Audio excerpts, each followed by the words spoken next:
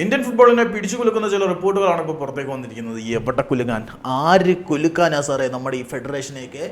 കാരണം ജോൽസിനെ നോക്കി ടീമിനെ ജോത്സ്യം പറയുന്നതനുസരിച്ച് ടീം സെലക്ഷൻ നടത്തുന്ന ഫുട്ബോൾ ഫെഡറേഷൻ്റെ കീഴിൽ നിന്ന് എന്തൊക്കെ വെളിപ്പെടുത്തലുകൾ ആരുടെ സൈഡിൽ നിന്ന് പുറത്തേക്ക് വന്നാലും ഒരു കുലുക്കവും നടക്കാൻ പോകുന്നില്ല. ഇന്ത്യയെ ലോകകപ്പ് ഒളിപ്പിക്കാൻ വേണ്ടിയിട്ട് ഓൾ ഇന്ത്യ ഫുട്ബോൾ ഫെഡറേഷൻ്റെ ഏറ്റവും വലിയ ചുവടുവയ്പ് ഇന്നലെ നടന്നിട്ടുണ്ടായിരുന്നു. എന്താണെന്ന് വെച്ചാൽ ഓൾ ഇന്ത്യ ഫുട്ബോൾ ഫെഡറേഷൻ്റെ പേര് മാറ്റി ഭാരത് ഫുട്ബോൾ ഫെഡറേഷൻ എന്നാക്കുമെന്ന്.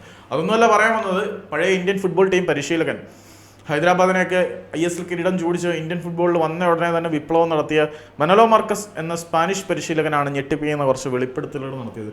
ഈ ഞെട്ടിപ്പിക്കുന്ന വെളിപ്പെടുത്തലുകൾ എന്നൊക്കെ ഒരു ഓളത്തിനങ്ങ് പറഞ്ഞതാണ്. ഇതൊന്നും കേട്ട് നമ്മൾ ഞെട്ടത്തില്ല. കാരണം അതിനെക്കാട്ടി മുട്ടൻ ഞെട്ടല നമ്മൾ പണ്ടൊന്നും ഞെട്ടിയതാണ് ഇന്ത്യൻ ഫുട്ബോളിൻ്റെ സെലക്ഷൻ ജോത്സ്യൻ പറയുന്നതനുസരിച്ചാണെന്ന് കേട്ടപ്പം.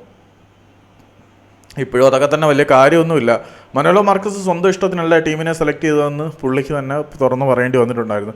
അത് നമുക്ക് തോന്നിയായിരുന്നു. കാരണം മനോലോ പറഞ്ഞതുപോലെ അല്ലായിരുന്നു അദ്ദേഹം പരിശീലനമായി കഴിഞ്ഞ് കാര്യങ്ങൾ നടക്കുന്നത്. ഇപ്പം ഖാലിദ് ജമീലിൻ്റെ കാര്യത്തിലും അത് തന്നെയാണ് നടക്കുന്നത്. പുള്ളി പറഞ്ഞതുപോലെ അല്ല ടീം സെലക്ഷനും കാര്യങ്ങളൊന്നും പലപ്പോഴും നടക്കുന്നത്. ഇതിൻ്റെ കാരണമാണ് മനോലോ വെളിപ്പെടുത്തിയിരിക്കുന്നത്. ബോർഡിൻ്റെ ഭാഗത്തു നിന്നും താരങ്ങളെ ടീമിൽ ഉൾപ്പെടുത്താനുള്ള നിർബന്ധം വരുമെന്ന്.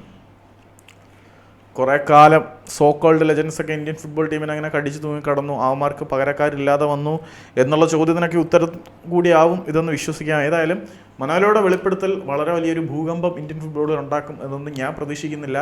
ഈ സിസ്റ്റം ഇങ്ങനെയൊക്കെ തന്നെ പോവും. ഇന്ത്യൻ ഫുട്ബോൾ പിഴച്ചു പോവും.